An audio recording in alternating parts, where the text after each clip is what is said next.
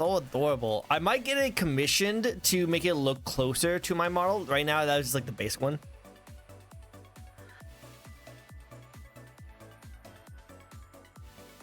Hello, hello. Hello. Hi, how you doing today? Hi. I'm doing pretty good. That's great. I'm doing great. You know, like I decided to do this super early stream just so that I can make it to work on time. But man, oh man, getting up early is not what I used to do anymore. Like they changed my schedule, so now it's like super early in the morning when I have to like sleep in because I actually have to go work at night. I do night shifts now, which is nice and good. But man, I haven't stayed up late at night since my college days. So like mornings don't do well for me anymore. But don't worry, I got my coffee. I'm all good. I'm all set. Ready? This should be good. Again, thanks for bringing me out here today for the interview. Yeah, no problem. Like your design looks freaking sick, and I really liked it. And I checked out some of your art too, and you're very talented. It's actually really ridiculously cool. So I gotta get you on my show so we can have a good conversation about it. Thank you, thank you. Of course. But I hope you have your coffee for you too, because you were saying that you're waking up pretty early as well. So thank you so much for coming in so early. I love it. Hello, Danny. It's great to see you. It's great to see you. I hope you're doing well as well. I'm all very cute. Oh, thank you. I appreciate it. But for those who never come to one of my shows before, this is a fun little VTuber talk show we like to host each and every week where we get to know a brand new VTuber. This week we have a very lovely, very amazing, very cool looking VTuber. How about you introduce yourself to the very few people who might not know who you are? Okay. Hello there. My name is Spectre HD, or some people call me Spec. I'm a Kaiju VTuber. I'm an artist. I draw, I vibe, I have a great time. I basically have like a lot of hats, so that's me in a nutshell. I love it. You also should, like, your voice is so deep and so smoothing. I can definitely see the chill vibes you pull off too. Oh my god. That is, if I had a nickel for every time somebody has complimented me on my voice, even like outside of like streaming, I probably would have like $100. Dude, yo, well, it's legit. You know, like to be honest with you, like it's really good.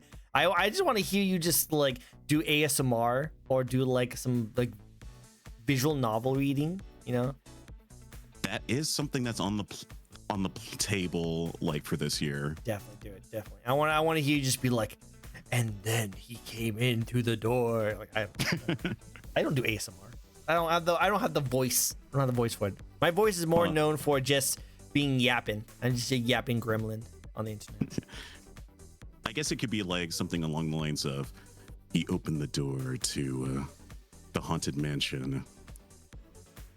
Not a single sound entered the room.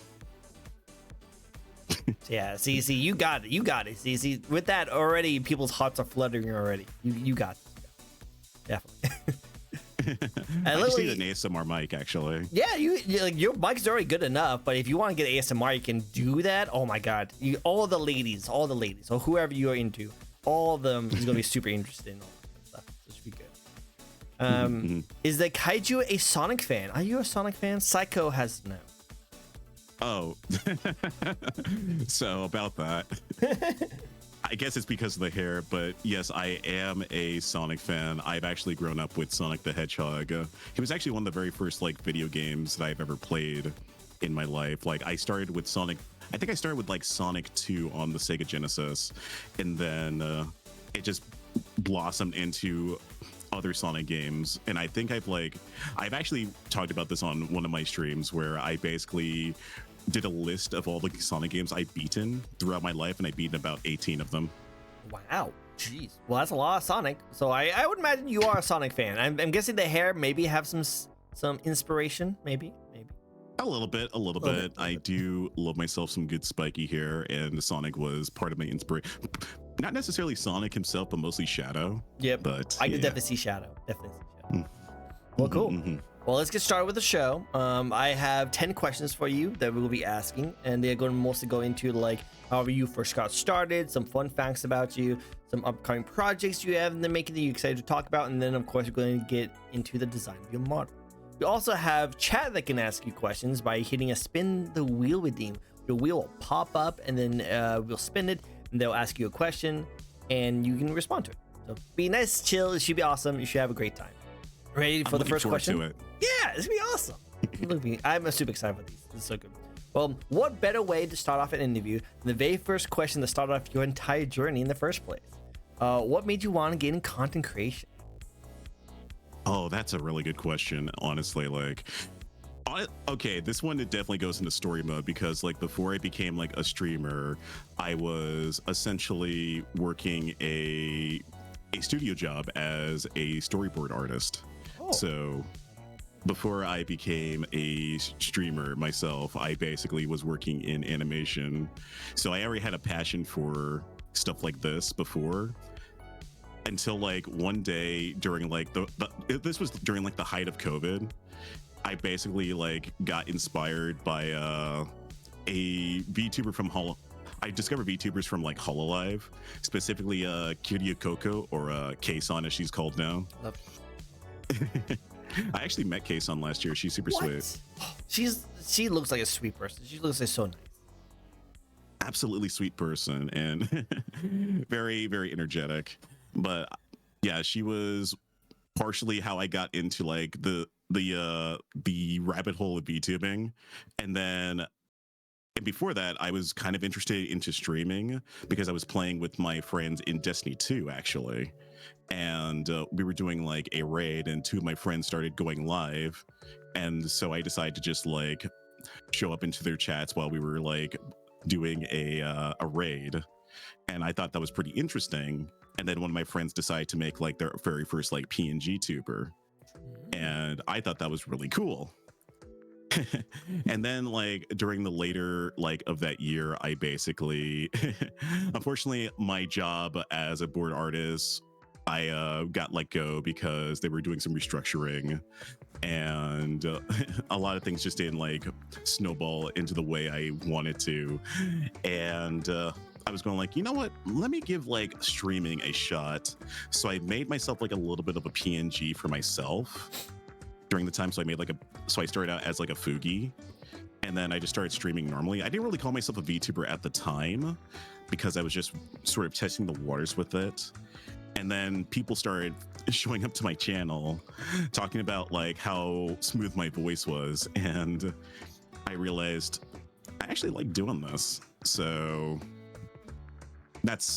it sort of snowballed from there. And then I started learning how to design VTuber models at some point, and then was like, I'm going to start creating my own, because at the time it was very rare and difficult to get a VTuber model.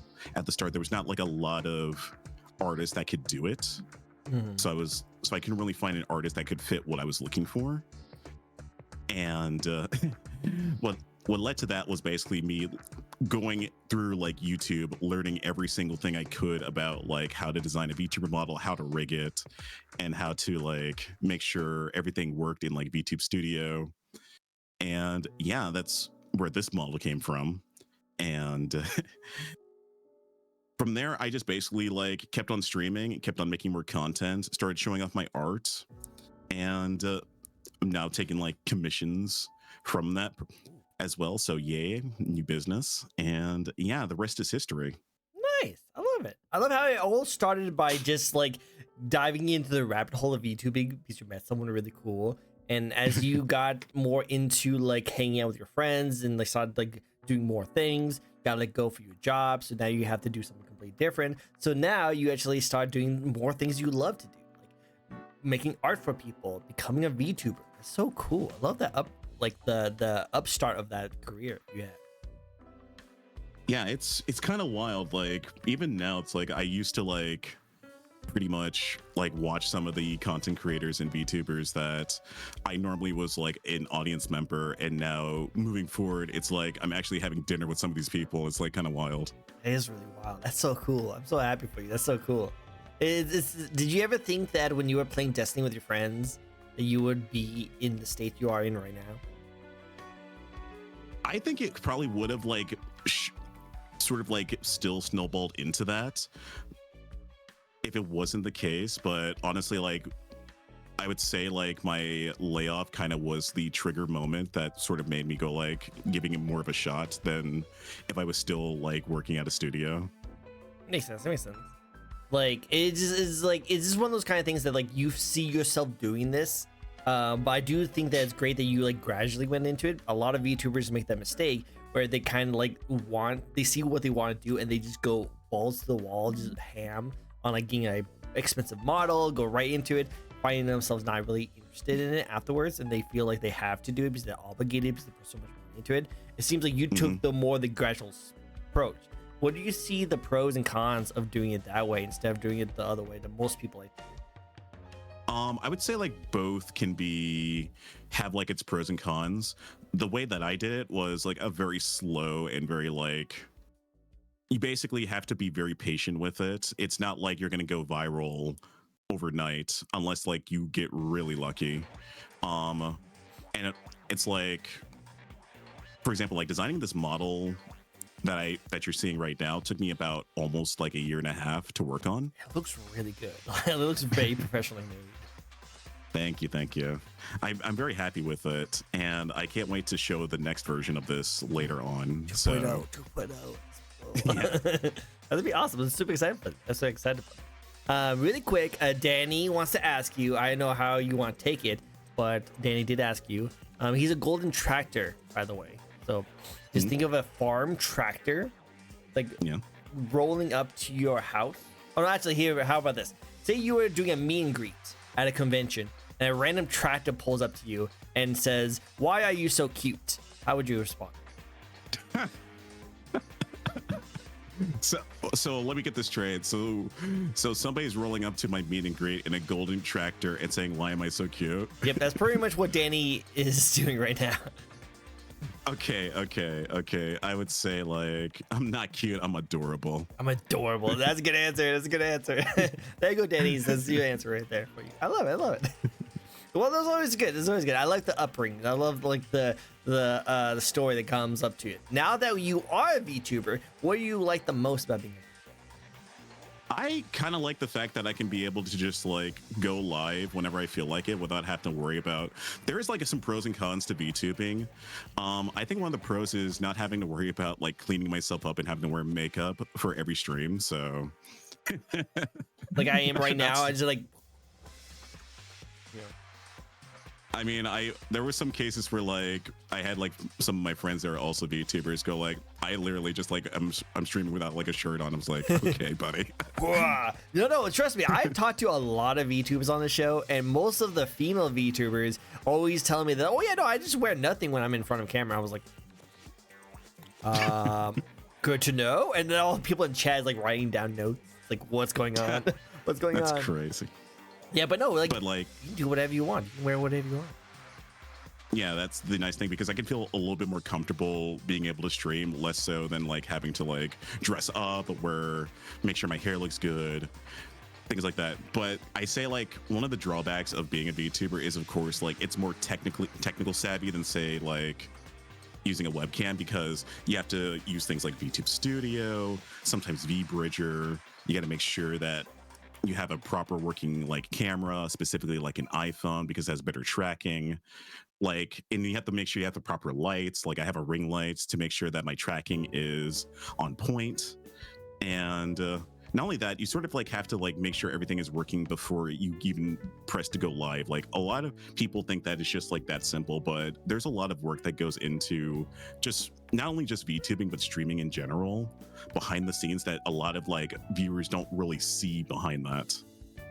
True. There's a lot behind the scenes that people don't really realize, but it's cool that you're able to kind of get used to it, get like all your programs set up because when everything's all set up and good, your model looks great. Chad's engaged, you're all having fun, you have really cool little like toggles that you can place off to it and people get really interested, so it's a really good fun time. VTubing is really cool because there's so much creativity that comes into it, you know? I really do like that a lot. Oh yeah, like honestly, I say now that VTubing has become a little bit more mainstream because it used to be very niche, but it's starting to get into more of a general audience. So you're seeing like VTubers in different art styles, different methods of engagement, playing around with different plugins. Like we've recently just got one recently by an emote artist that like you can customize emotes animated now, which is super cool. So Oh, really? Like, I would not know anything about those. No, totally not. Nah, I gotta know where you got that. I might have to go check them out. They sound so cool. That is so nice. Yeah. I did find out that going off of what you're talking about with that emo thing, I actually do like it a lot, and it makes it so that anyone can like get really good, well-made emotes at like affordable price. But I still think I might want to still get like a commission artist to like maybe refine the ones I have right now, because they look good and they get the idea across of my VTuber model that I have personally.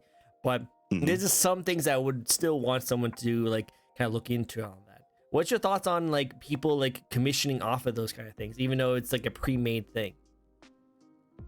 It honestly, like, it's the same thing like with like how there's Vroid models, there's like pre-mades already. Like people already do a lot of stuff like that beforehand. Emotes is just the next best thing with that.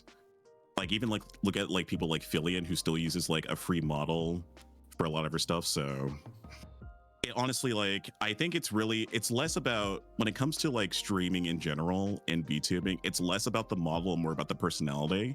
True. So I would say like if anybody's like starting out, it's good to try to not go full into it and there's a lot of like free and affordable assets now that you can be able to do that and sort of refine your personality. And then once you get to the point where you feel comfortable to have your own custom made assets for your streams, it becomes much more easily done than say like starting out. And like, you know more about that too, because you start off as a Fugi and you slowly build yourself up, and now look at you right now, you have like a freaking sick model. So like it's kind of cool to see you say that, because like you are like pretty much the preacher of your own saying, you have lived that same thing. It's really cool to hear that from you.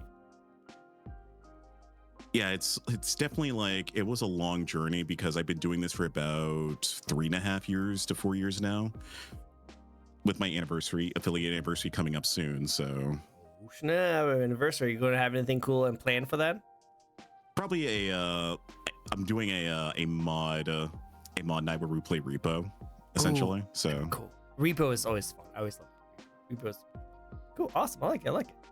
Well, let's get into the next question, which is actually a spin the wheel redeem. So we actually have a spin the wheel redeem right there. We'll have Sons, who redeemed the redeem, is going to be the one that's going to ask you the questions. Let's see what the next question is for you. All right. Well, Valentine's Day is coming up, so I might as well get this out. All the luckies in chat, put out your pens and papers, including the tractor, apparently, who wants to know how cute you are. What's an ideal date for you?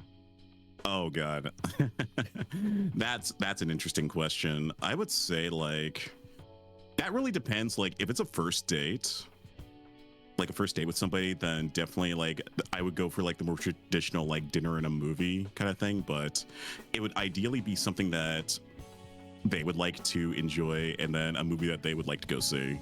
Versus what I like to do. If it was like something a little bit more like we're in a longer relationship, it would definitely be something a little bit more extravagant. I would probably go for, I would say like a night on the town, basically, because the idea is like having a good memory and a good time with my significant other, involving like the ideal date. Something that I have like this weird skill. Ooh, okay.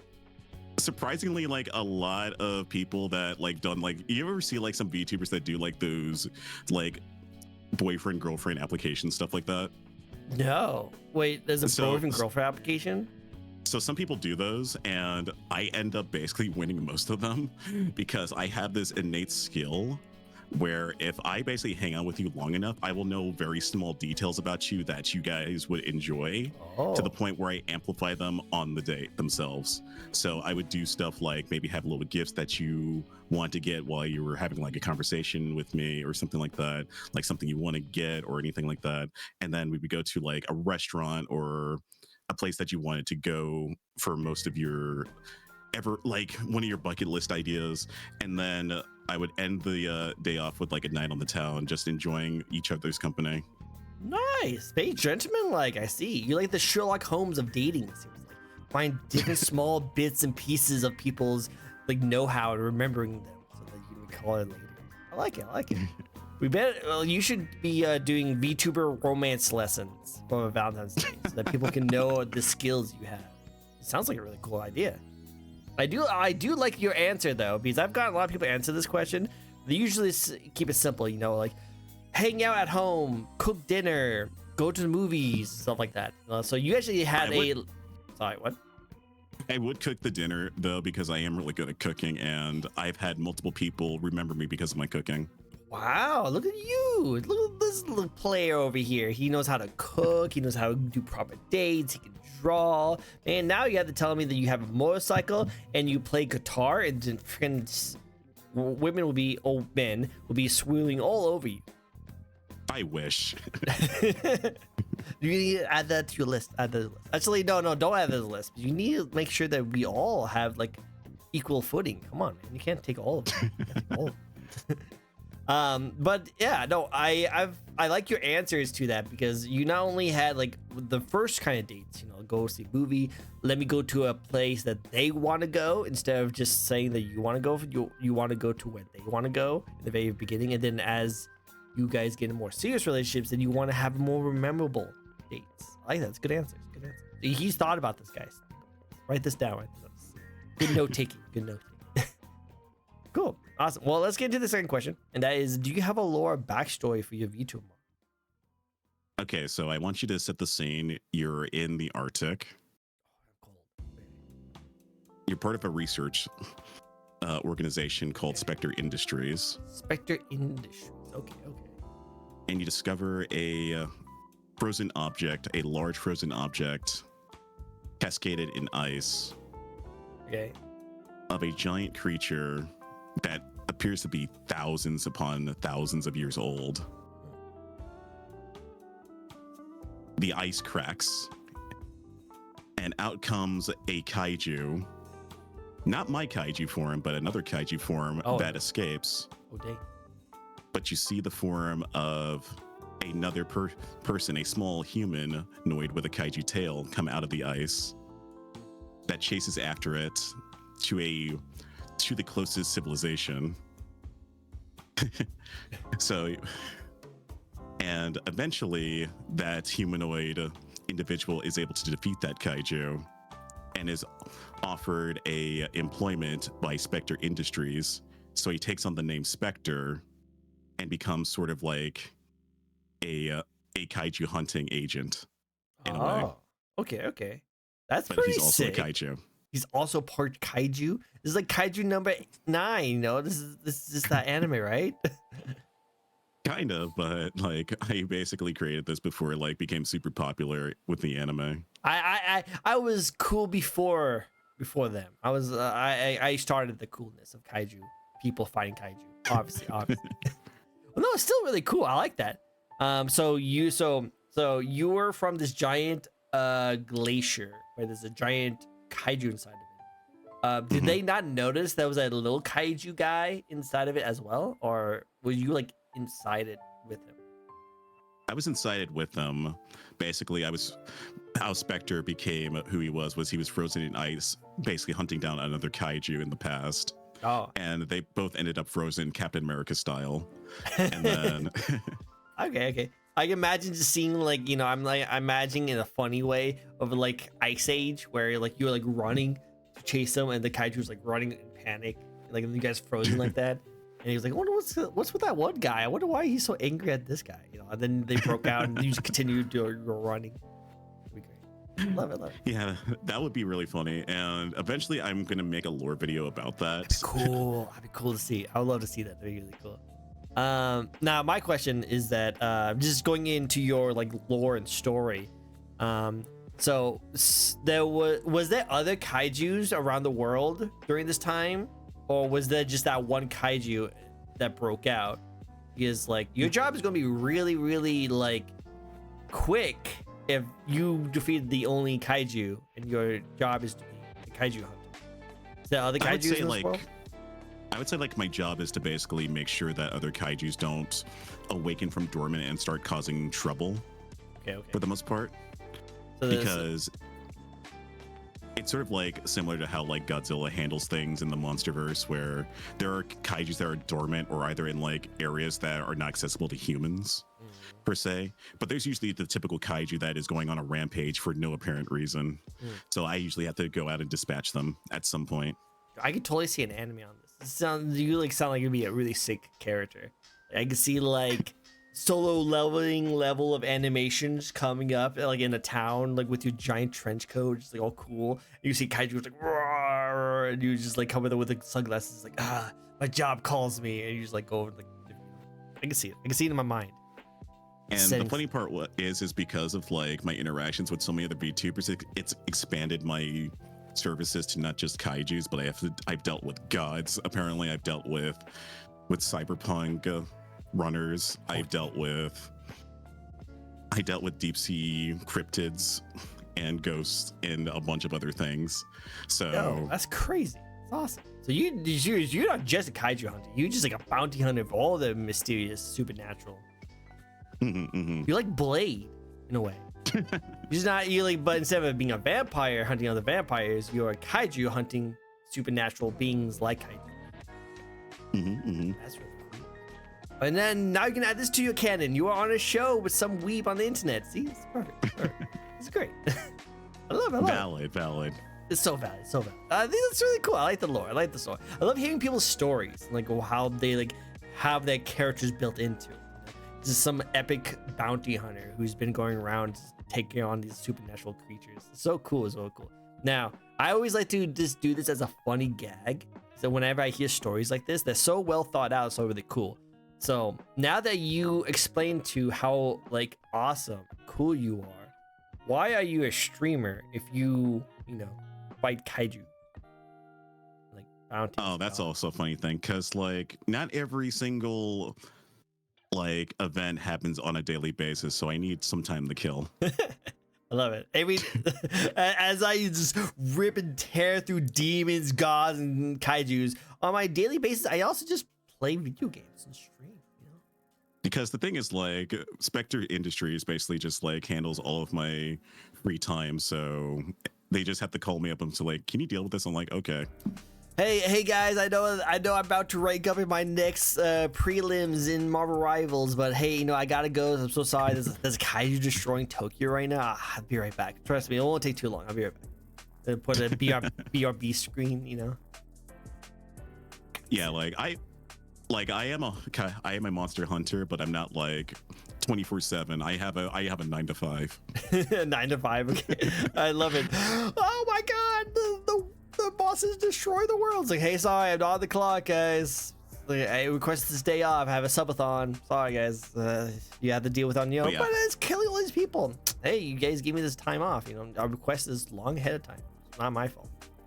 Yeah, but I also run a little bit of a lounge as well for all of my patrons that show up, because I gotta have a public appearance. So plus I gotta stay in my human form for a lot of it, because I do have a kaiju form, but you know how big that gets, and I can't really cause that much of a scene. Yeah, so. I've had some pretty big VTubers on my show, but I don't think I can handle a kaiju up here. I don't think I have the space for it. Thank you for being in your human form. Yeah, you would have to basically put me outside, and I have to peek through the window or something. Yeah, I know. I'll just be like, oh, hey guys, this is the VTuber right here. You just see the eyes, does that creepy eye thing, with the eyelid still closes without it closing. That weird thing the lizards do. See you do that. Yeah. It will probably be really difficult. So I appreciate this. There's a lot more flexible. Cool. Well, next question for you is that what do you bring to the VTube community that helps you stand out? There's a couple of kaijus out there as VTubers. I even interviewed a couple of them in the past. Yeah, there are a few of us, although I think our numbers have been dwindling a little bit lately.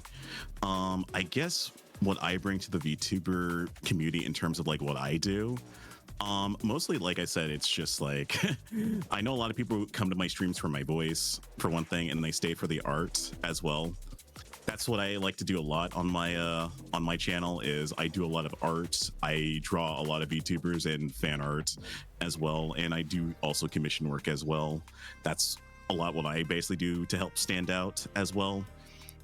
And I think for the most part, it's just like also hanging out with other VTubers and doing things like collabs and just fun stuff.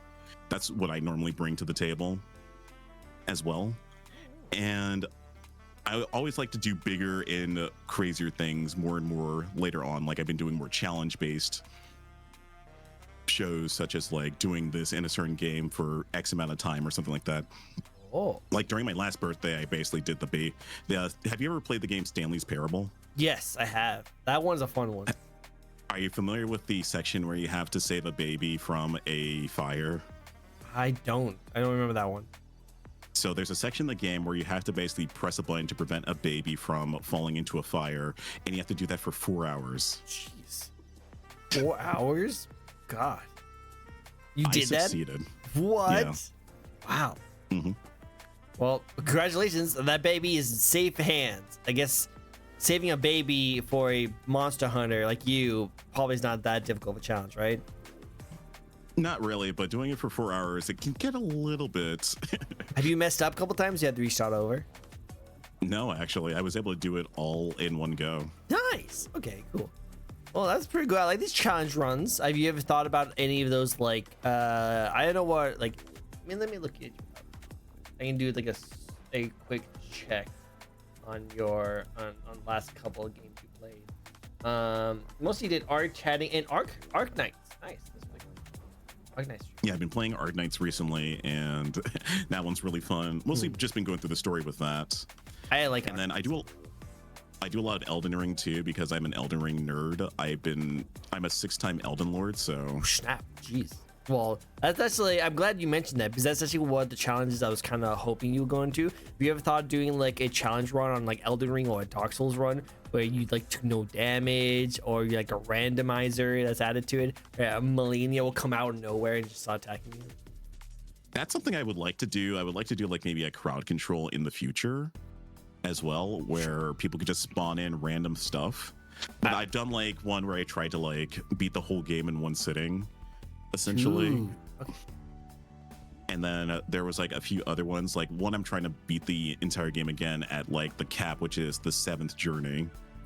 And that one is like considered the hardest of the hard levels of Elden Ring. Well, I'd love to see you do that. That'd be cool to see. Okay, last question on that part.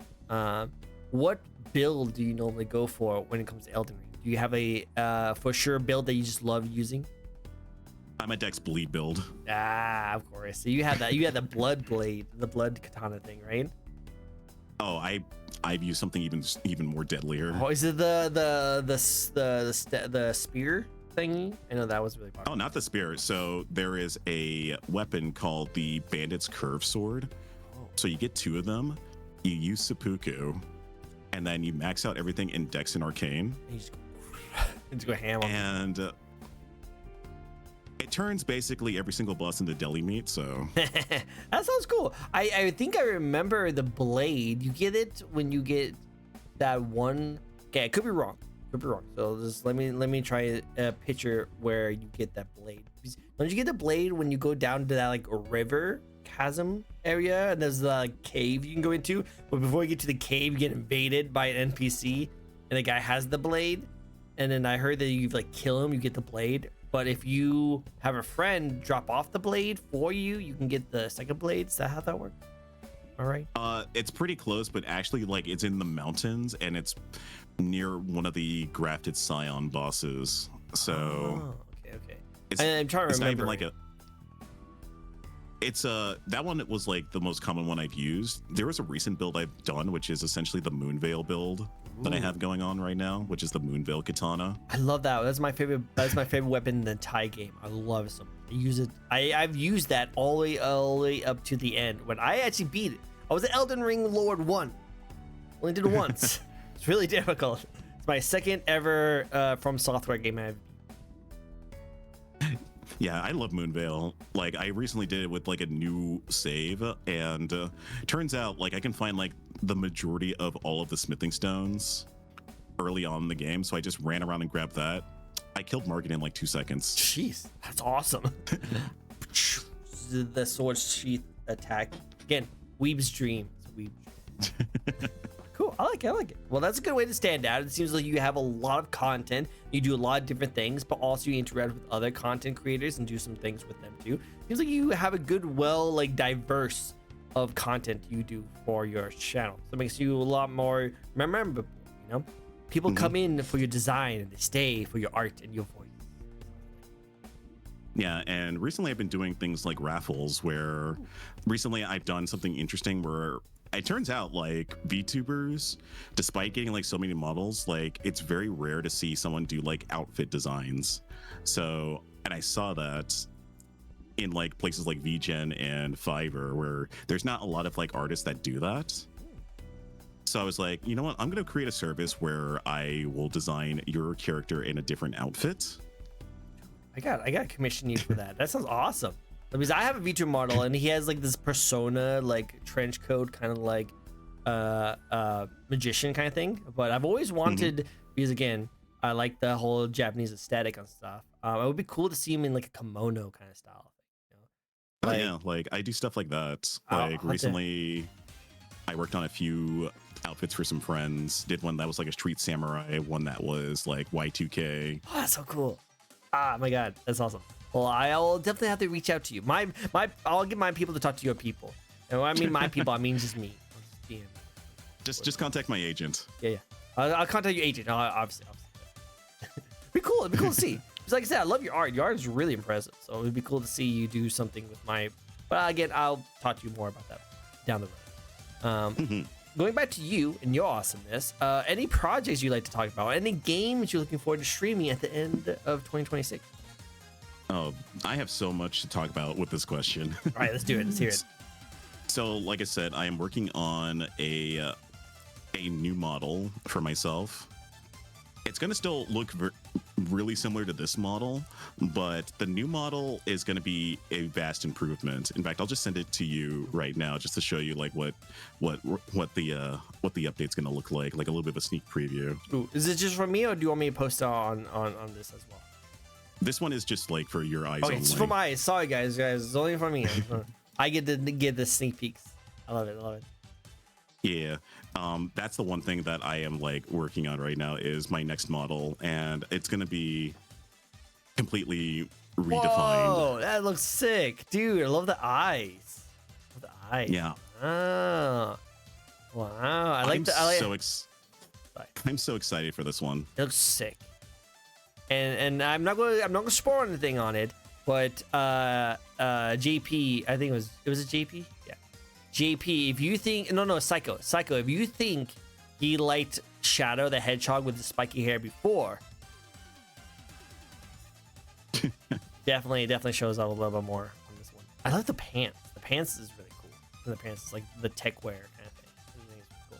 I like it. Thank you so much. Yeah, I'm loving this. I think it looks no very problem. And like again, I don't want to go into too much detail because I don't want to spoil anything. But I do like the brighter colors. Because like your colors right now is very like dim, but it fits your aesthetic so perfectly that I like it a lot. This one looks like it has a little more brighter colors, like some neon colors, and I think it looks really good on you too.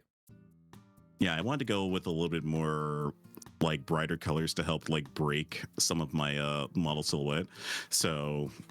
And I still want to go with like the gradients, like there's the gradients on my arms still. So they're going to be much more defined here. I think so too. And you mentioned something about your silhouette. That's something I've always liked to ask artists when it comes to model design. Because there's all this, like there was the black silhouette challenge or test. You heard about this before? Yeah, where yes. like if you just put your model as a black silhouette, could people tell it's from you? Could you tell that kind of model from that person? And I think your new model does definitely have that. I think it has that uniqueness that even a black silhouette could do it. Do you usually, when you look at people's designs, do you always like kind of imagine what it would look like in a black silhouette? As someone who's like designed models and PNG VTubers, that's something I usually factor in a lot. I will say though that there are cases where I think sometimes people can add too much to a model where it will mess up the silhouette and makes it hard to recognize.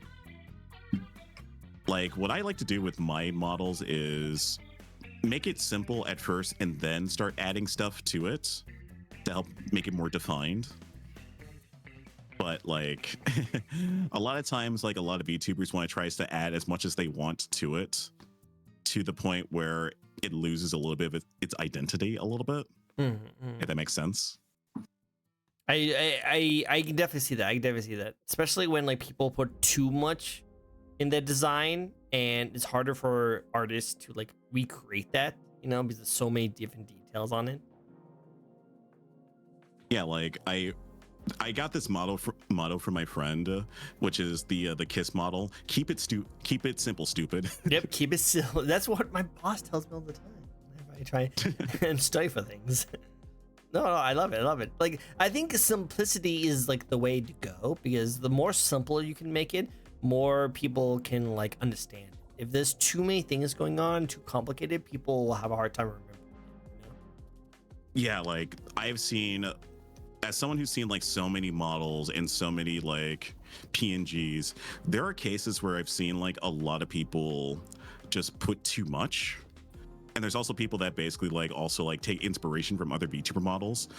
I personally don't use other VTubers as a point of reference when designing my stuff. I use things like gachas or concept arts or art books that I've owned and work off of those rather than using like say a other VTuber model like Iron Mouse or TrickcoGaming or Vienna or anything like that. So makes sense. Keep it unique. I like a uniqueness. Uniqueness is pretty cool. Don't get me wrong. If you want to be inspired by other models that you were really inspired, like really look up to, then that's nothing wrong with that. But I always like the unique ones, the ones that like shows off your personality in the model. You know? Oh yeah, there is like having like some level of inspiration, because I actually like talked to somebody about this because they came to my stream asking me about that because they want to like add elements that was inspired by another VTuber. I'm like, it's good to have some inspirations, but it's better to try to have your own style. That way you don't just have people sort of like connect the dots and think, oh, it reminds me of this character, rather than the other way around. No, I agree on. I like it. Any other games or projects you'd like to talk about? One is actually something that's still in the works, but I am planning my own VTuber group. Oh, yo, you're gonna be like a VTuber group. That's so cool. I like that. Hey, so I've heard this by a lot of people, creating your own VTuber group. What are you gonna do differently than everyone else has done? Or are you going to be pretty much similar? Just a community where people can all come together to see their favorite streamers all together working together. So it's a little bit of both column A and column B in a way. Like one of the ones that sort of like inspired me, which although they did have like some controversies, which was like the Mofongo Boys. And they like had a sort of like synergy and structure that I kind of like inspired me to sort of like make the same sort of style of VTuber group I'm doing.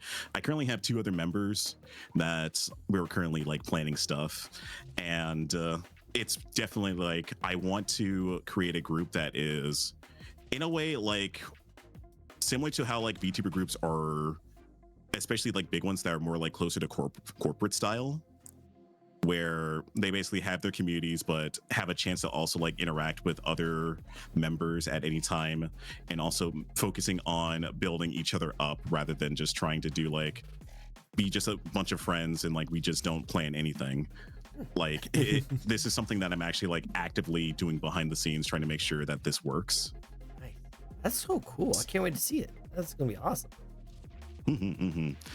Like I already have like a lot of huge things planned with that, so that's a big thing. And it's not just like VTuber groups that kind of inspired me a little bit. It's also like even streamer groups like Vanos Crew or the group or Isaac Y, various other content creators that create groups themselves and do like fun little stuff.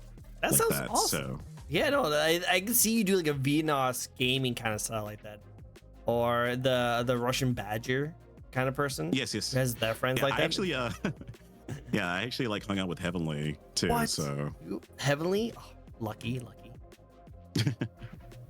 he's super nice. He's a super chill dude.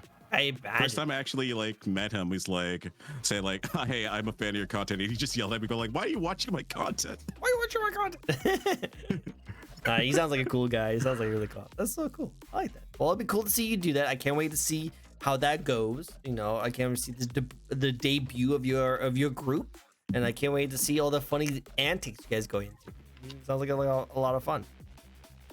Oh yeah, it's a lot of work, I will say. Like, for a lot of VTuber groups start out, but a lot of times they can fail, mainly because a lot of the back end stuff that people don't really see, they don't do.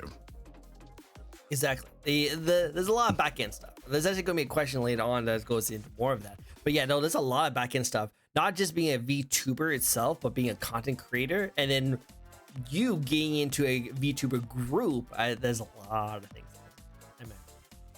Oh yeah, like I'm lucky to have my other guys with me doing this because number one, we basically have like relatively like the same audience in a way, and two, we are all in the same time zone, which that's the big hard part about VTuber groups is time zones. Yeah. And then we just basically we synergize so much off stream to the point where we're like, let's just make a VTuber group. Yeah, let's make it. You know, we hang out all the time. Might as well just be a group. You know.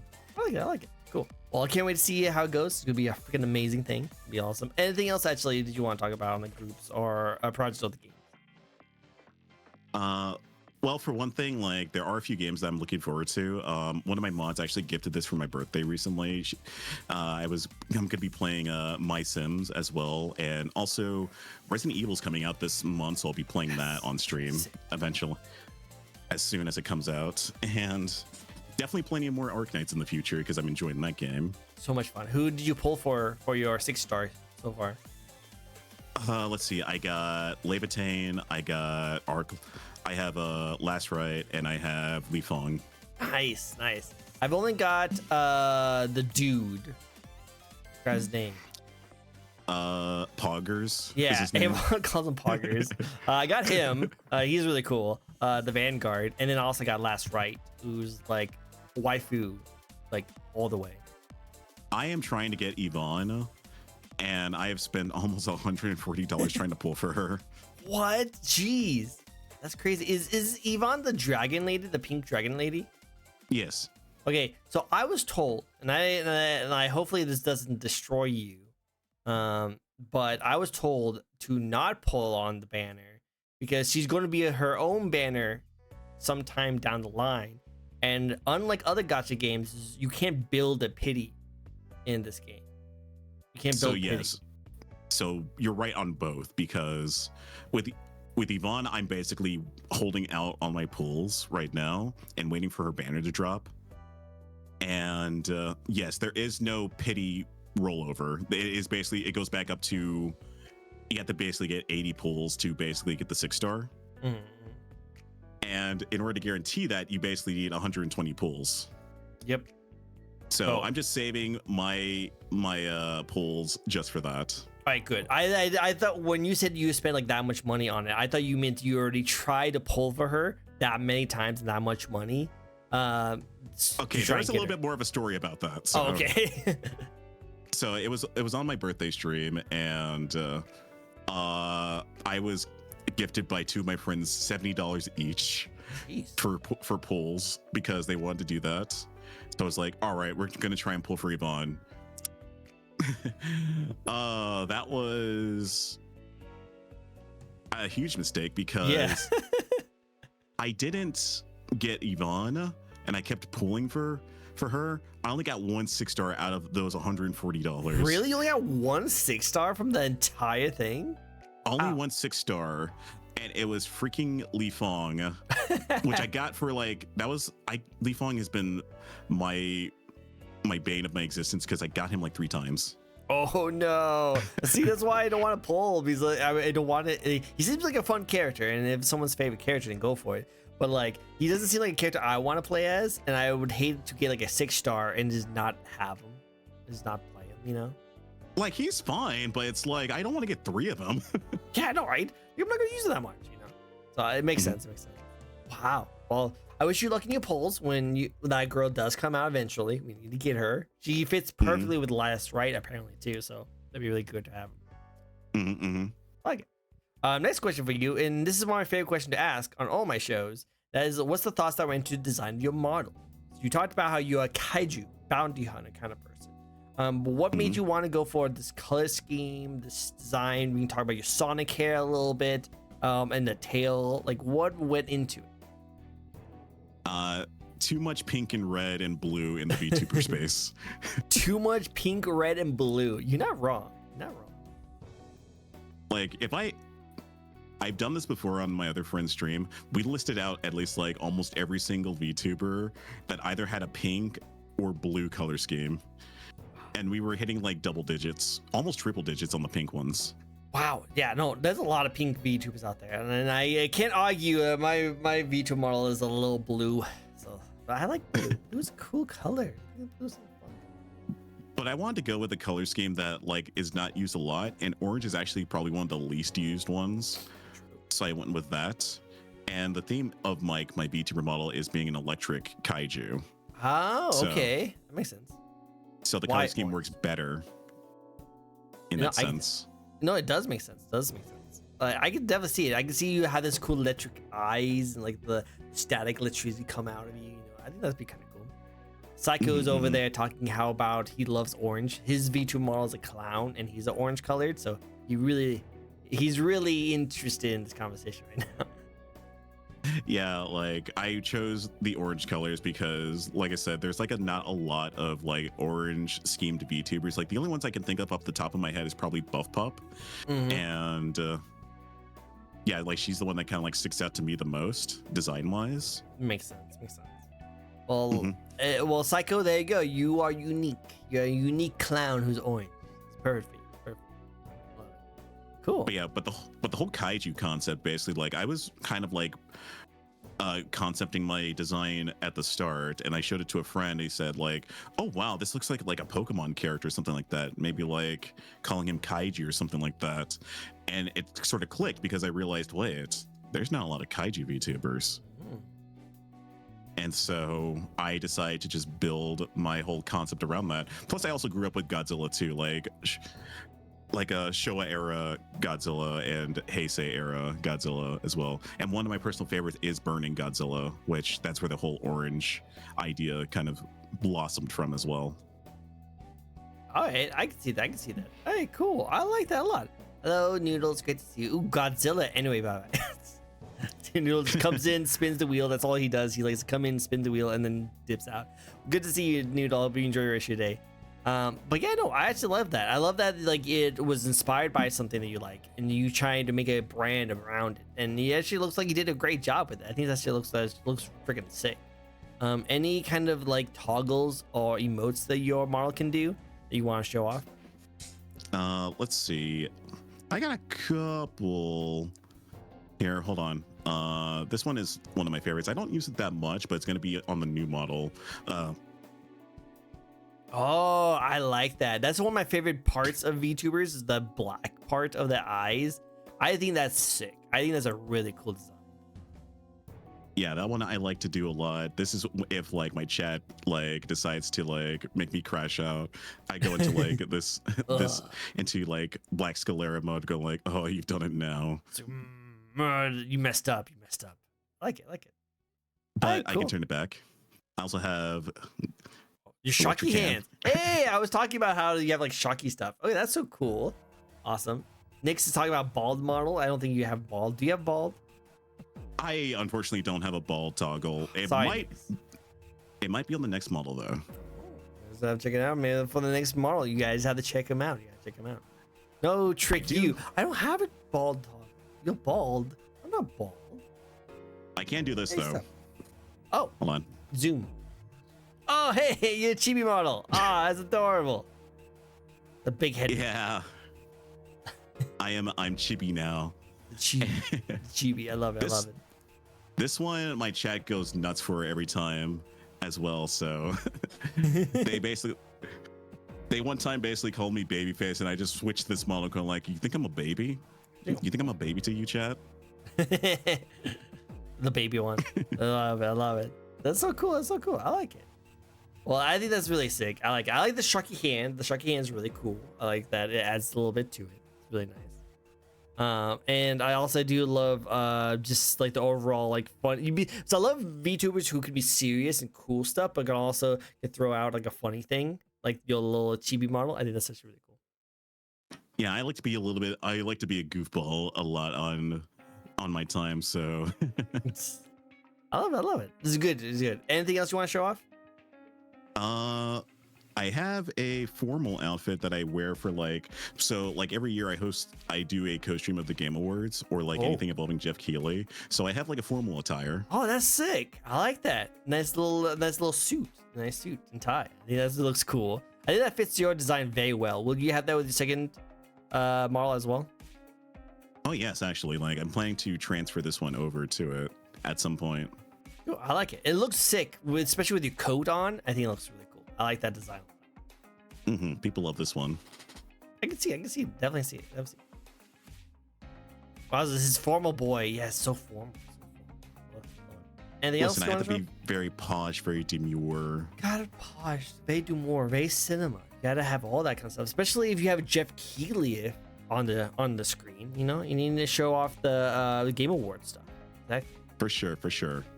And of course, like, blah. Yeah. You gotta have the tongue. I have to have my tongue out for this one, but it kind of like. People, I don't know why, but my chat likes it, and a bunch of freaks. You know what? That, but my chat's a bunch of freaks. They like that for some reason. Well, they're following a monster, so you know there's monster sus art out there, so it might make sense. I have no idea. The moment like people found out that I was a kaiju and they saw like I was concepting my monster form, people were like, "Now hear me out." Hear me out. Well, you know what happens? It happens. It comes to the territory of being a monster, so it makes sense. Well, Yep. So true. I like it. Well, we got a few spins for you. Before we get to spins, one last question about your model. What's your favorite part about your own design? Oh, that's a good question, honestly. Like, I feel like probably one of my favorite parts about this model is really just the overall fashion of it, because I've been trying to sort of like design it in a way where it's something that I would wear IRL. So something that like if I want to cosplay this model, I could. I think the only hard part would be basically the tail. Yeah, the tail would be the very hard part, but the outfit looks freaking sick, very fashionable. Like if I ever want to cosplay this, like I know my friend Anarchy, who is really good at cosplaying, so she probably would be able to suit me up a cool trench coat with it and everything. And I just have to wear like and I have like similar tech wear pants IRL too, so It makes it so much easier. Yeah, the code will probably be the hardest thing to like get down, but if you already know someone who can do it, that'd be cool.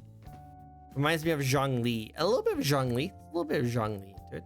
Actually, he would kind of Zhongli kind of inspired a little bit of it, so. Ooh, I like that. Nice little inspiration. Very cool. If Zhongli was more tech wear, I can see. More modern. I like it. And no worries, Nix. I appreciate you like to follow me, but check out other VTubers too. They're really cool. Knew it. Love it. Well, let's get into a couple more spins. We have Nix and a Noodle, who has a couple spins for you. So let's see what they have to ask. Okay, this is Noodle spin. I just followed that grouper. Let's go gambling. Oh, darn it. All right, this is a new question that's been coming around that I still don't understand how people don't understand this very well, but this apparently is a very boomer thing. Oh, this is a very like young kid conversation, but is lemonade a juice? Is lemonade a juice? Okay, yes. Let's see. It comes from a fruit. Yes. Because lemons have seeds. You have to extract said juices from it.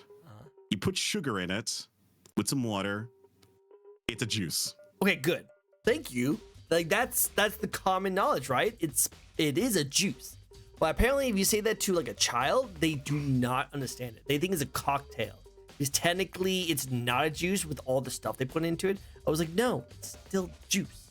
It's like The basic form of lemonade is just lemon juice, sugar, and water. yeah, exactly. That's all it is. Come on. That's like saying orange juice is a cocktail. Exactly. That's what I said. But no, some people will fight tooth and nail on this. Like I do not know why. It's such a new thing. Like ask your kids this question and see what they say, because apparently it's a new thing that people like to talk about. I don't know why. It's so weird. Like I want you to have this poll in your chat and see your age demographic, because apparently it's a new thing to do, new thing to talk about.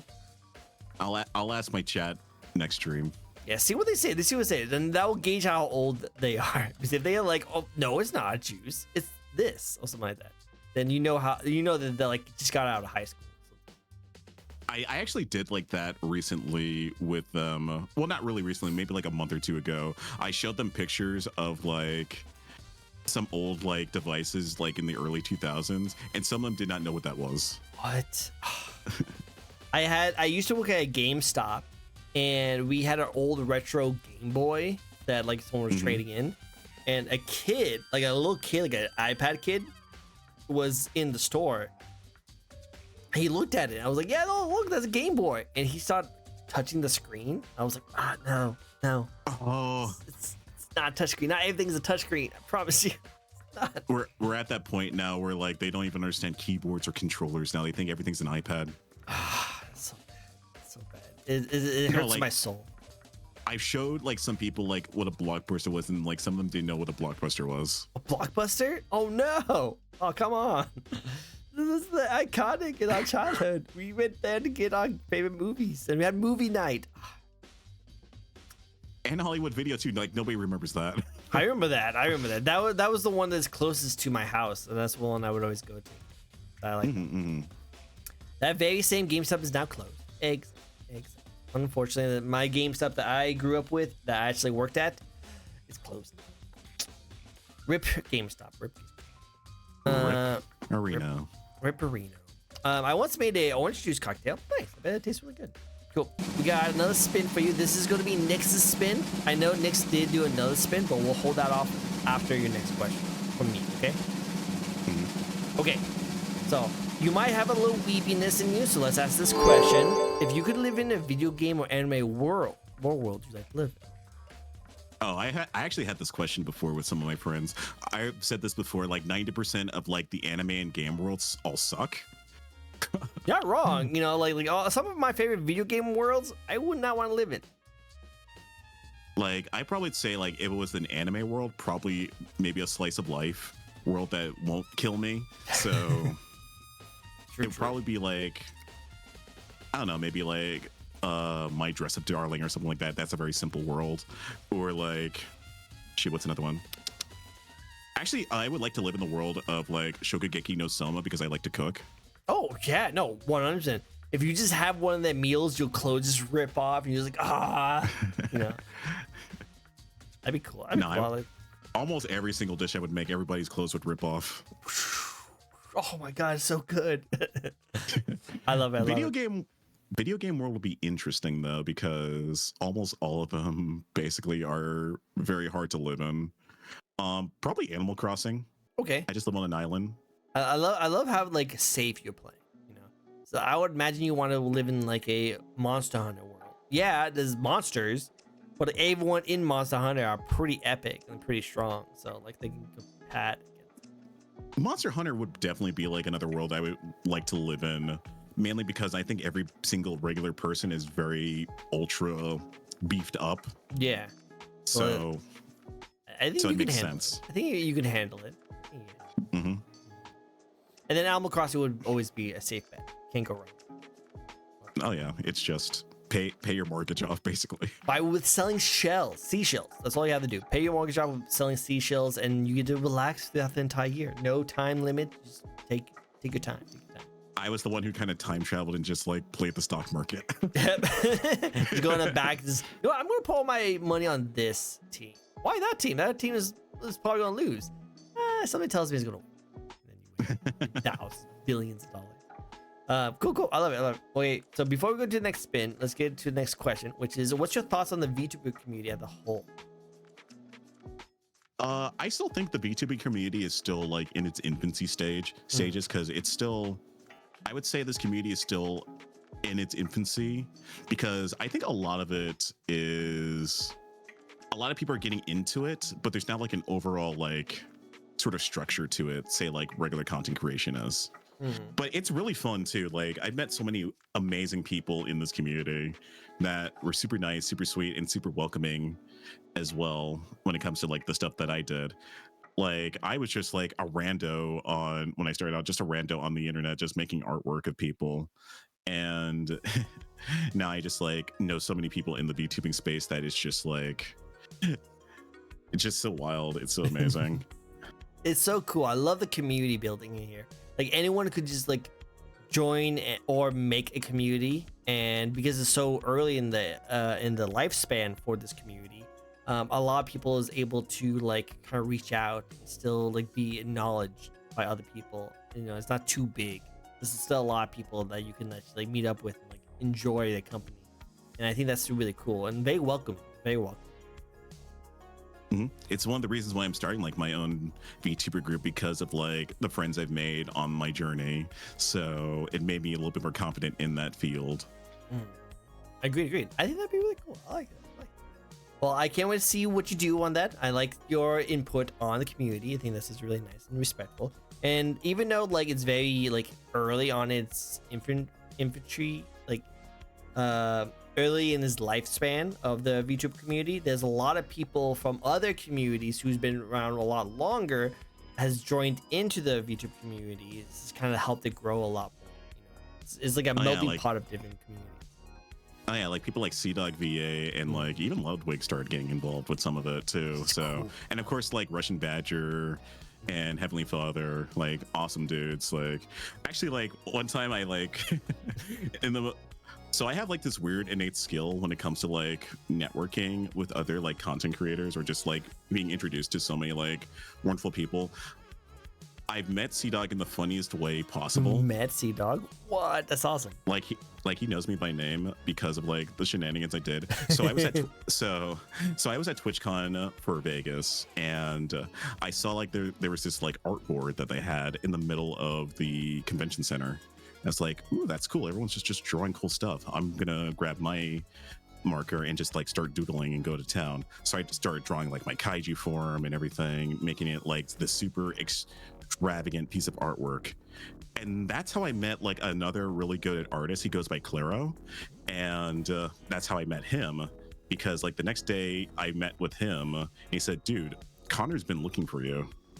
And I looked over, it said CDog VA artboard, and I was like, oh.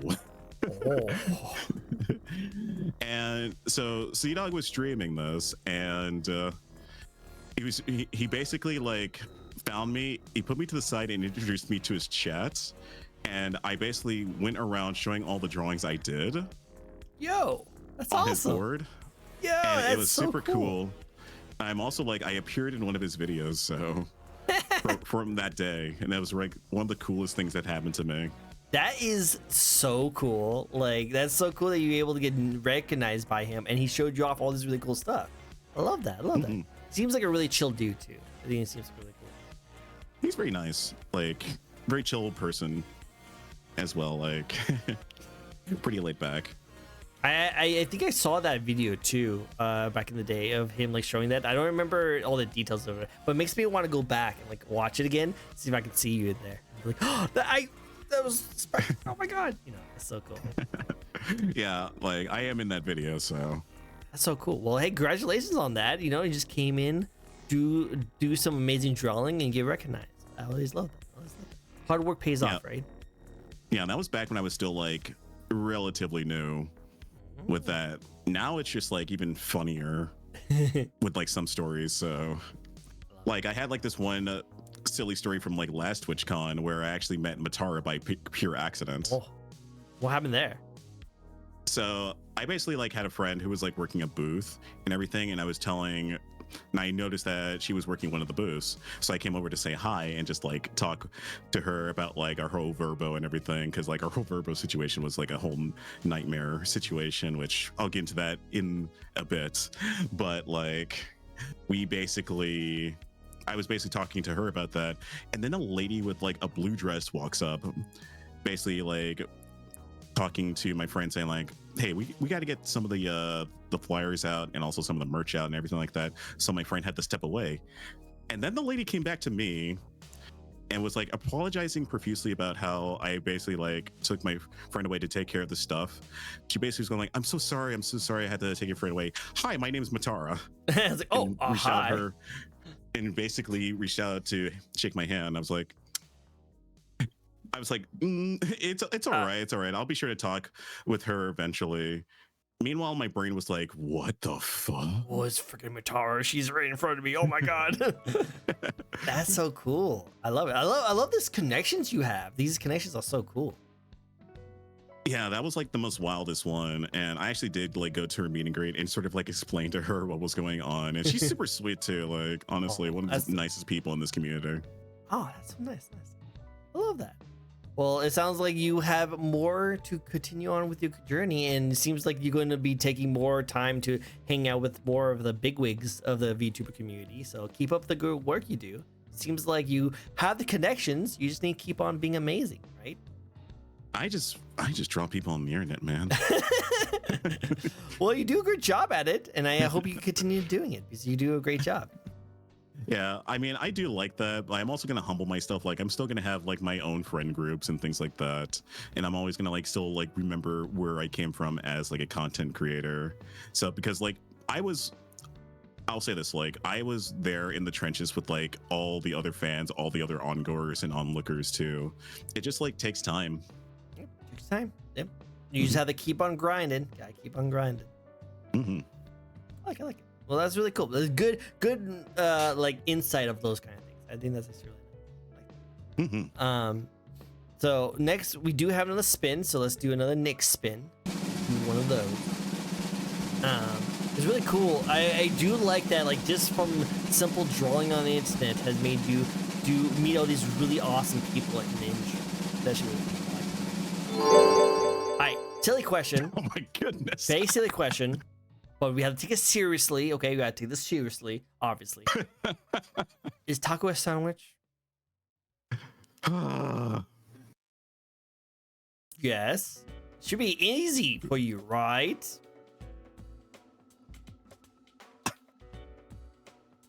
I'm worried about his answer. I say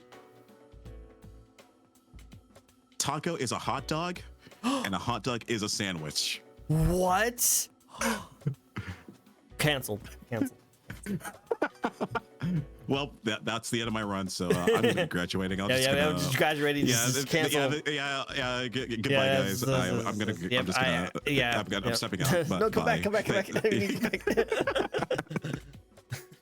It's like it'd be one of those like did you know this week in VTuber news, Spreader was on his interview, he had his controversial take, and then all these people like Sea Dog VA goes online, it's like, yeah, I knew the guy, but I guess I didn't know him enough.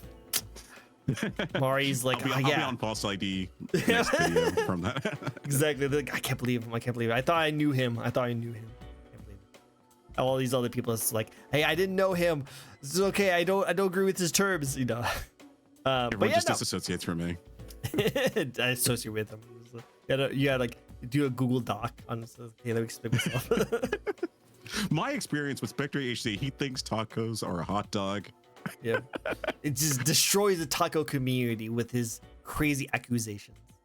But here's the reason why I say it's a hot dog. You can tell because it's because the fact that like, what do you put in a taco? You put beef, you put condiments, which is your sauces. You have cheese, you have your veggies. What do you put on a hot dog? You have your meat, which can be either beef or pork. You have your condiments, You can put relish. You can put even tomatoes. I've seen some people put lettuce on it. It's a hot dog.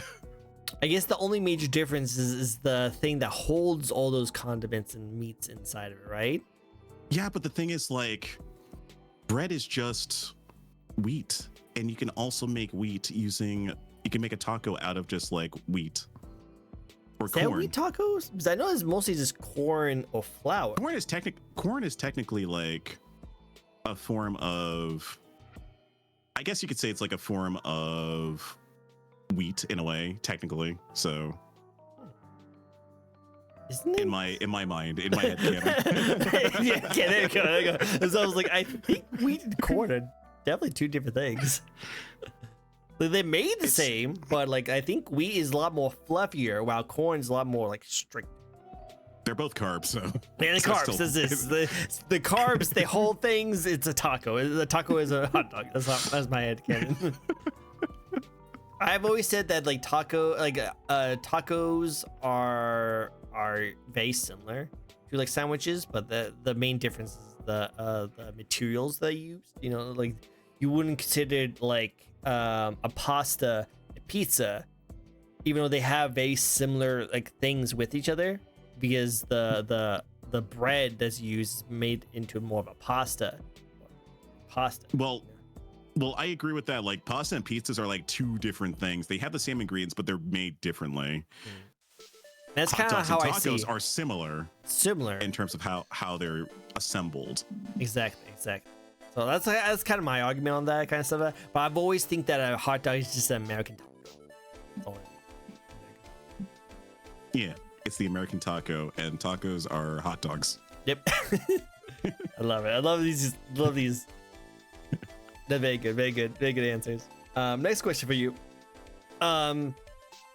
With knowing so many amazing VTubers all around, you must have some that you would love to collab with, maybe work with someday, even if they're really big or just people you just haven't hung out with in a while.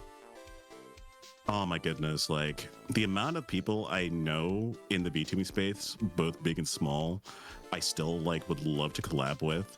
I guess I can start by saying like there are a few that know me and follow me on like my socials and stuff like that I would like to collab with at some point. Like it would be really cool to collab with, like I would say like the big one would definitely be Iron Mouse for sure. True.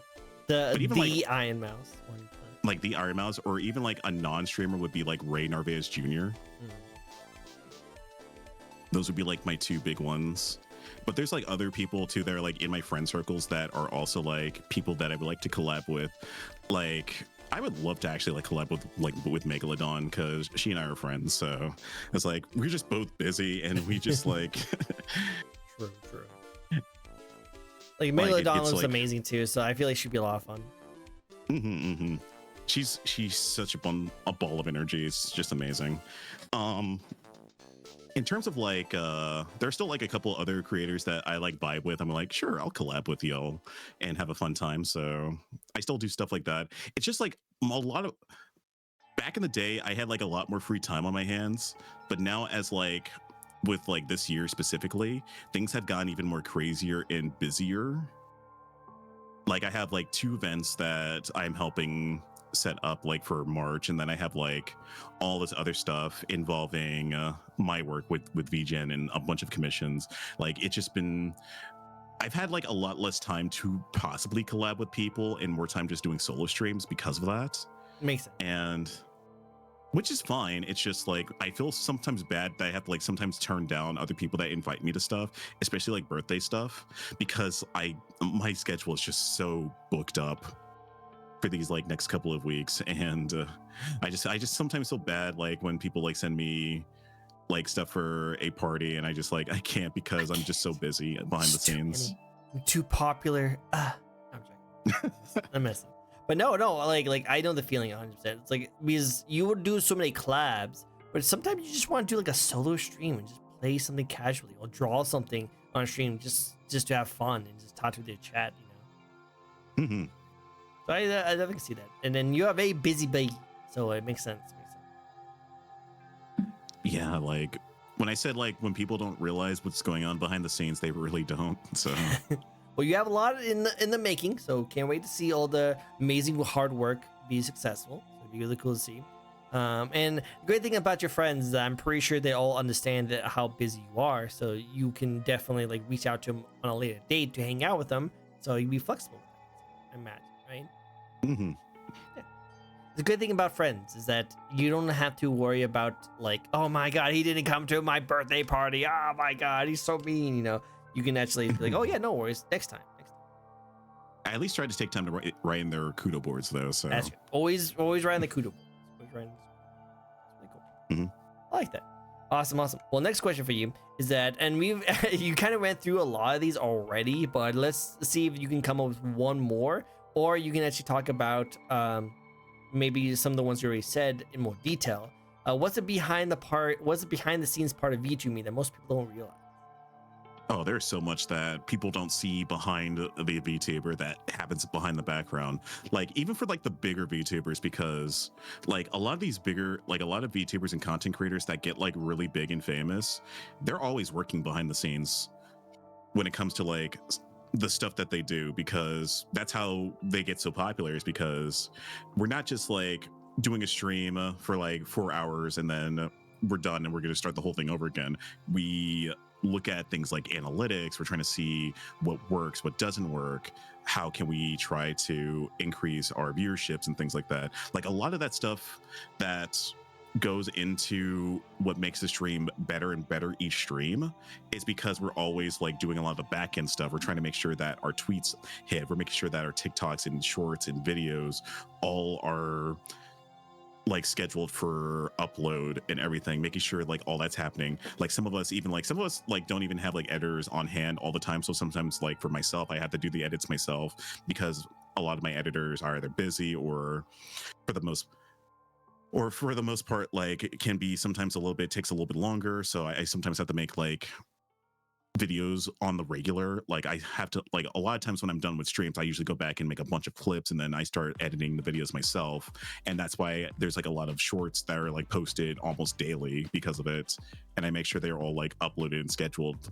Usually on my days off is when I do a lot of my editing. So there's like a lot of that goes into it. And now that I'm also doing like this VTuber group, I'm also doing a lot of the back end stuff, making sure like we have schedules going, making sure we're scheduling collabs with the other members, and also of course like making sure everything's organized, having like our own business discords, things like that.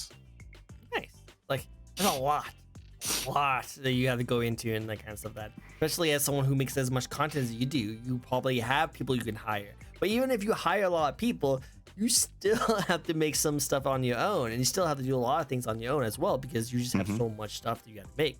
You have to stay on top of those kind of things, because that's what really gets grabbed into the algorithm. You know, you got to post things consistently. You got to post things at the right time, the right thumbnails, have the right captions and like tags and stuff like that, and make sure that it grips it. And you got to be very consistent, all that. So yeah, a lot of things go into it. You can't just stream and think that you're going to pop off after one stream. You have to do a lot of things on the outside too. Yeah, like it's basically like that's why after like 3.5 to 4 years of doing this, like my content has evolved from like what it originally used to be, because I used to just stream arts and just chat a little bit in chat. Now I'm doing things like challenges or trying to do fun activities and collabs, or even doing like goofy stuff and changing up like how I start my streams. It all boils down to essentially like trying to basically less of like trying to run it as a hobby and more as a actual profession. So it's sort of also like you can also tell like how serious like a content creator creates content based on how professionally done it can be shown versus like someone who's doing it more as a hobby. True. You can tell the difference. And even like in collabs too, like versus some, like if you, I've been to like so many collabs where I can tell like someone who does this as a profession versus someone who does as a hobby. I can tell the various different sort of like ways that they sort of like handle a collab. Yep, I can definitely see that too. Like if it's like a collab, like again, nothing wrong with either one, but like I do like to be able to see like collab where like they don't tell you like the times or anything like that. It's like, hey, do you want to do this thing? Yeah, sure. And then they give you like the date, and then out of nowhere you just get thrown into a VTuber group, and you're like, hi, this is this person, we're going to start in like 30 minutes, and you're like, oh, hi person, oh, hi person, hi person. And then we spend like the first 30 minutes of the stream just setting up and getting everything ready for like the collab, and then we go into the collab. Other than like some ones I've been into, like I've been into like Elora's streams, and I've been in her collabs. Elora's, and when I got to hers, I think it is Elora's, I think you're right on that. Is she an elf? Yeah, she's like a deer elf VTuber. I know her so well, so she's a good friend of mine.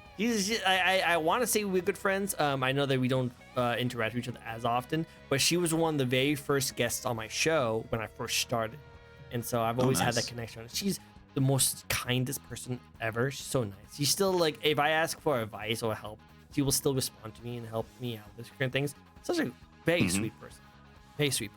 Very much. But I've been to her collabs, and her collabs are super professional, and she has like a complete different Discord channel. She has moderators. She has like different time slots. People go in, and people like will like be in a group, like a VC with you, and like explain to you how everything's going. Be there to answer any questions, and then you be slot into certain kind of parts when the actual show starts. Like there's a huge difference between the two. Yeah, and like I said, there's nothing wrong with like a casual collab versus like a professional collab either. It's really just like how it's handled, because you can have like either one fumble really hard, and I've dealt with both of them in my 3.5 years of doing this. So it really just depends. Like I've had people have really good like casual collabs where just like, hey, you want to play this game on stream? It's like, yeah, sure, I'm down, and then we have a great time. And then I have like a professional collab that does the same thing too. So, and vice versa. Yeah, I like it. Like I said, there's nothing wrong with either one, but it's just kind of interesting to see. It's really interesting to see. I like that. I like that. Very good. Very good answers. Very good answers. Very good. Awesome. Ready for the next question? Ready for the next one? Sure. Cool. Next one is really just to sum it all off. What would you like to see your content creation journey go in the future? Because it seems like you have a lot planned, a lot of really cool things. Where's the end goal? Honestly, like I think like moving forward, I'm definitely going to be pushing more towards trying to build up my VTuber group starting out, because I feel like it has the potential to be essentially like probably one of the best VTuber groups out there if done right. So I'm taking a lot of time behind the scenes, just making sure everything is not exactly perfect, but good enough where it won't suffer or fail. And that's like the biggest thing that's my biggest pet project right now, is that. And I'm happy with how things are going with it so far. And that's like one of my biggest things. And of course, the other big thing is also like having with the new model coming out, things are going to get revamped around my channel as well. Like everything's going to be like freshly brand new. We're going to be adding like different backgrounds, different emotes and everything. Like everything is going to be completely fresh and new, because I've had this model for a good like 2 years now, and I love this. I love my current model to death. I love the design, but it is time for an upgrade. Makes sense. Well, I can't wait to see it. It's gonna be super cool. I'm really looking forward to your group. I feel like it's gonna really take off. It's gonna be really fun and interesting. And I can just see the funny antics that goes into it. So it'll be really cool, especially when you have like your friends be part of it too.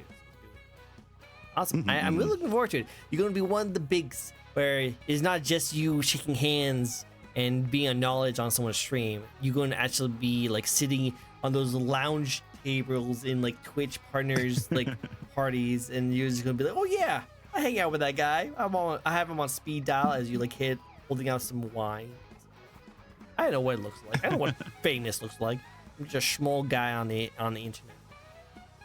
Hey, I was a small guy on the internet too, so we all get there. We'll all get there eventually. I'll be on that couch with you, having wine with myself. I was like, yeah. In the partner lounge, yeah. In the partner couch. Exactly. It's like one day. We'll see how it goes. All right. Well, yeah, what? Like the last thing is definitely trying to hit partner as well. So it definitely can see you hit partner. Like that's definitely something, especially with all the stuff you have. Like I think that's what makes the like you mentioned that like. You can definitely see the difference between someone who's taking this as a hobby and someone who takes this as a profession. Another thing that kind of you can see the differences is the amount of content they release, because like people who do this casually usually has like 1 or 2 things they do with their content creation. You know, they just stream this one game, they really love it, and that's all they do. Just stream this one game. Maybe they'll do some collabs here and there or do some other stuff. But people who do it professionally usually will have like art, maybe ASMRs, maybe like collabs, maybe games that they play. But then also they have other fun stuff like talk shows and like in real life kind of stuff like that. And then they have all these like, projects in the making. You see all the extra stuff that goes to it. And with all the stuff that you're bringing to the table, I can definitely imagine you increasing your current viewerage, and you'll be able to get to partner pretty soon. Yeah, that's the goal. It's definitely been one hell of a journey, and I feel like everything is going by so fast. Now I feel like 2025 felt like it was the setup. Now 2026 is just all of the gears are turning and everything is just going at full speed. Nice. I can't wait to see it. That means, hey, now that the engine's growing, this is about a time. Who knows? 2026 will be your year. Can't wait to see it. I'm looking forward to it. It's be good. It's gonna be a good year for you. All right. Last question of the night. Are you ready for it? Sure. Cool. What better way to end off this amazing show with one of the best questions to ask? I know you already been doing a great job at giving a lot of advice to a lot of content creators already, but let's do one last good one for the end of the stream. Any advice you'd like to share to inspiring VTubers or your fans watching you today? Start it as a hobby. If you like it, then start growing it as something you want to do professionally. And then when it gets to the point where it can sustain you, go full time. Good advice. I like that. It's very smart hearing from you, because you did start from like just being a hobbyist, and then now you're coming up with like all these like groups and ideas and thoughts and stuff like that. So it's definitely cool to hear from you. Yeah, like the reason why I say it like that is because basically can, as a hobby, you can test the waters with it and see if you actually like doing stuff like this.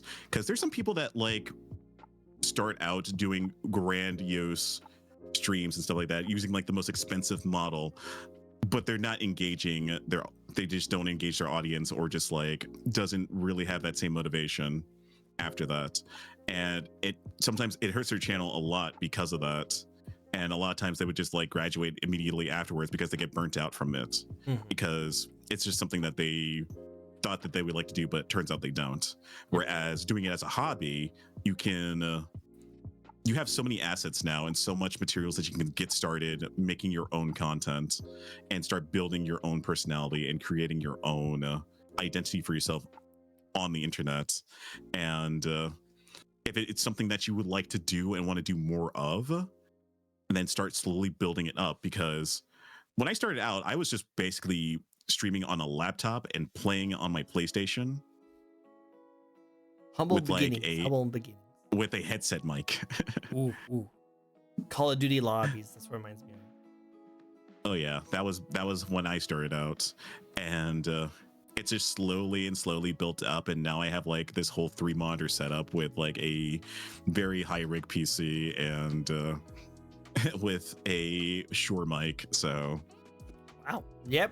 Very professional. See, start off from the humble beginnings and look at you now. And also like definitely like ask for people that are just like trying to figure things out, ask for help too. Like there's not only just streamers, but also like VTubers and content creators. Like one of the biggest things that helped me out with this model that you're seeing right now was I went to one of my own Oshi's streams, Momotex, who is a lovely person I met at TwitchCon. She is so sweet. And I basically asked her in stream, like, what size do you normally do for drawing your VTuber model on the canvas? And she wrote down the perfect dimensions, and that's how I got the size I needed to work with it. So don't be afraid to ask questions. You never know. The people will spawn, answer it, and help you out in your career. Love it. Agree. I love how we just had a really nice, like, serious conversation right there. And then in chat, we just see someone just reach out to the 8-ball calling me stinky.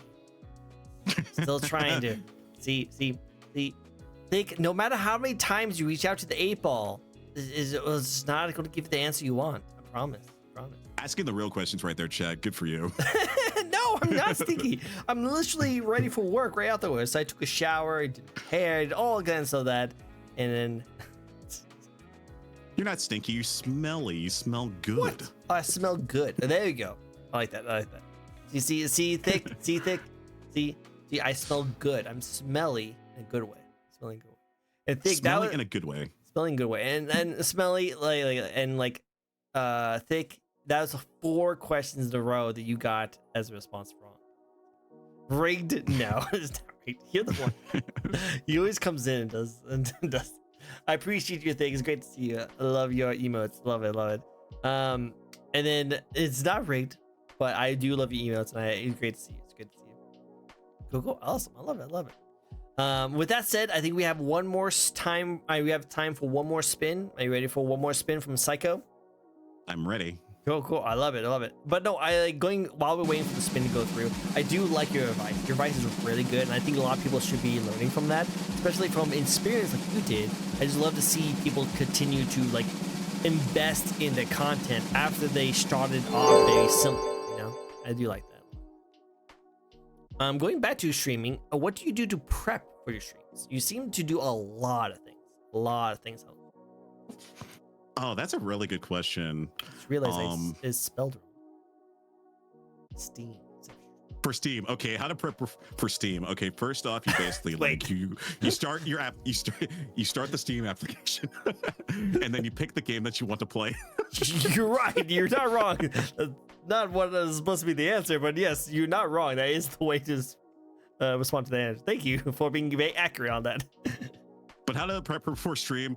You prep before Steam. Yes, you make sure you get some water, boil it, and make sure it's nice and boiled, and then put it into a very very cold room. And then as the water boils, it turns into steam and evaporates, and that's how you do it. That's how you prep it. Mm-hmm. But this definitely goes back to like what happens like behind the scenes is like usually like before stream, I usually try to prep at least like an hour before just to make sure everything is working properly. Like if, for example, if I'm playing a game on like my PlayStation, I have to make sure my capture card is functional and everything, making sure it's actually seen on OBS. I usually, if there's like a Windows update, I have to double check to make sure if all the audio inputs were not reset to default, because that can happen, and that ruined a lot of my streams. So always check your audio settings after an update. There is also, like I said, model checks as well, calibrations, because sometimes I have to move the camera in different parts of my desk, and I got to make sure it's calibrated properly to make sure it's got all of my facial expressions and things like that. I also have to make sure all of my applications are updated, because chat, the minimum for like a VTuber is, especially if you want to have like things connected to various things for chat to interact with, we have to run at least like maybe 3 applications to make sure everything is working properly.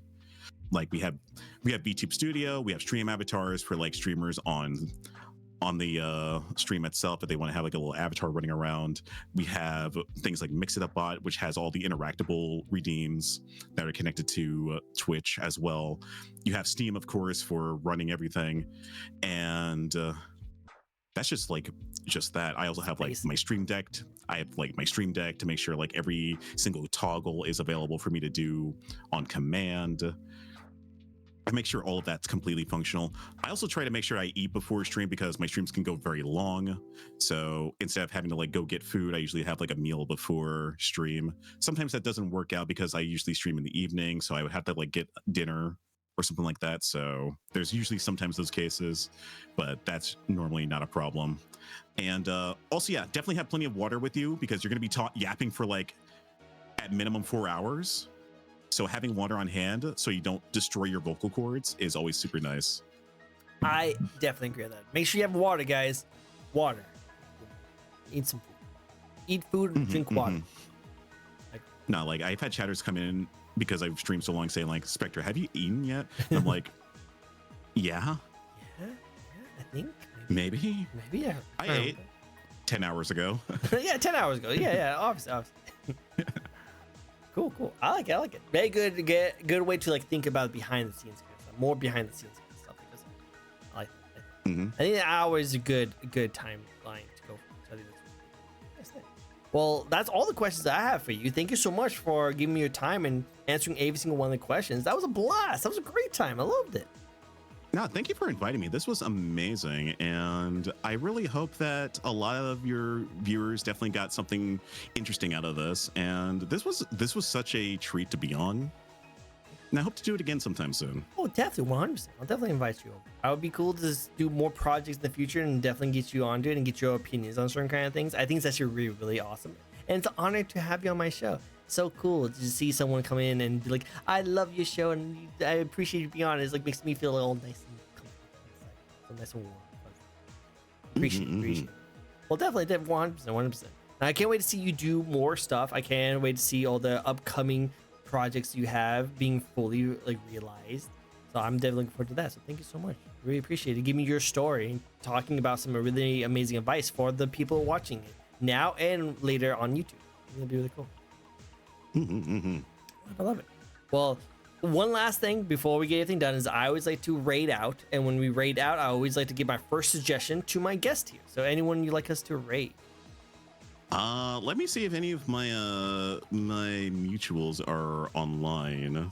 While you do that, can you also give a nice little shout out to yourself, and where can people find you?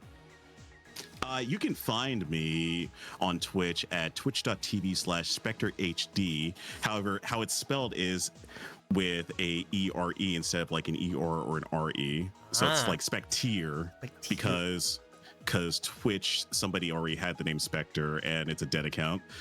That's also why I want to get partners so I can change my name. Yeah, no, right? That's like the big thing. Like my name is Tricko, but that's only because someone took the C from me. So now there's some like Minecraft streamer that keeps getting shouted out whenever someone shouts me out and forgets the C. And so it's some dead account that like, oh, hey, you played Minecraft like 8 years ago. It's like, oh, it's not me. It's not me. I'm sorry. So I know the feeling. But yeah, there's that. On Twitter, I go by Spectre Sketches. That one is a little bit interesting, but if you type in Spectre HD in Twitter, you'll be able to find it. I also have a YouTube channel and a TikTok channel where I drop shorts and TikToks there as well under the same name. So you'll be able to find it there.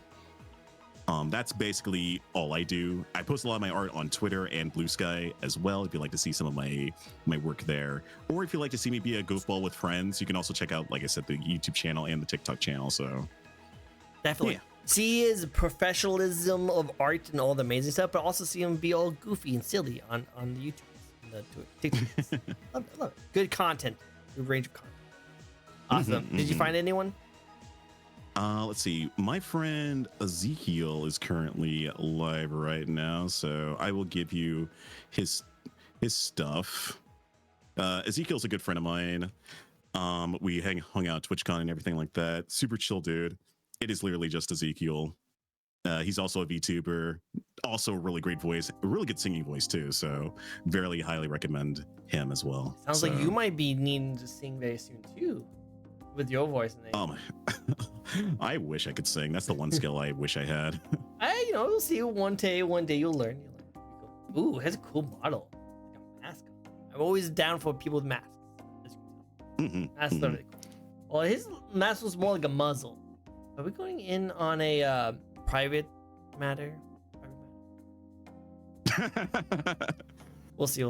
Well, thank you guys again so much for coming on. You guys are all freaking amazing as well. I want to say thank you so much to a lovely Spectre right here. He's a very awesome content creator, does amazing work. Can't wait to see him do more stuff. If you guys like to go check him out, I already put a shout out in the chat, so go check him out and then check him out in all his other content. Some really good projects in the making in the future, so definitely go see him out. Obviously, if you guys like to check out more VTubers, I do this show each and every week where we get to know a brand new VTuber. So if you'd like to check out someone brand new, you can also follow me. But until then, I hope you guys all have yourself a very nice day. Thank you guys so much for your time and coming on my show. Before you leave, can you make sure you stay on Discord for a little bit longer? Sure. Awesome. Until then, I hope you guys all enjoy your rest of your day. Bye-bye, everyone. Bye-bye. Bye. Bye-bye. Bye.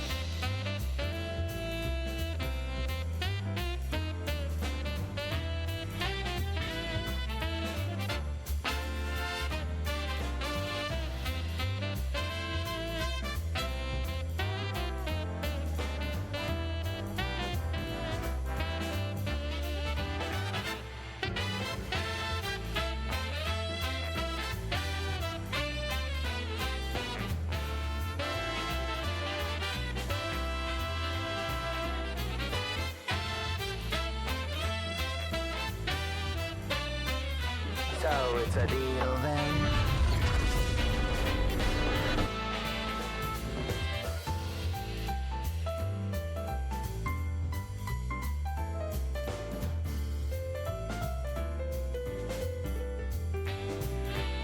So